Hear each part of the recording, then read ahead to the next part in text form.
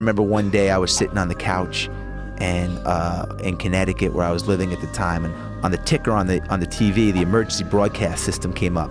Stay inside, freezing rain, icy conditions, high winds, stay inside. It was like beeping, stay inside. And Goggins was like, this is amazing, man, let's go for a run.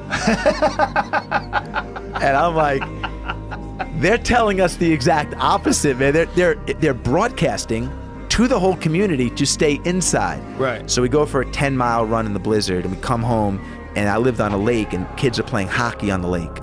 So we go down, and he takes his hand, and he moves all the snow off the ice. He gets a boulder, and he breaks the ice, a little hole in the ice with the boulder, and then he takes his hand, he makes the hole a little bit bigger, and then he jumps in.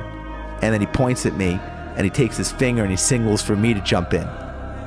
I'm not going in the fucking freezing cold water, because my mother told me as a kid in Long Island, don't go anywhere near the frozen water. If you fall in, you have like a minute, you know? Right. He's bathing in it. So, of course, I go in, and he looks at me, he's like, man, you got about 2 to 4 minutes, you're gonna get hypothermia. We just went on a run, we gotta get you out of the lake.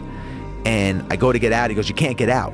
He goes, if your skin touches the ice, it's gonna stick to the ice like the kid in Christmas Story, his tongue that sticks to the pole, you know? So he puts my shoes back on my hands and picks my ass up and I put my socks on or whatever, and I bear crawl out of the ice, and I run up, and I see my wife looking out the window as I'm running into the house, and we come in.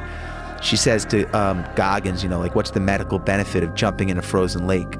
And he said to her, there's no medical benefit. She's like, this is what your husband signed up for. You know, he's like, I want to see how far he's willing to go to get to his goals.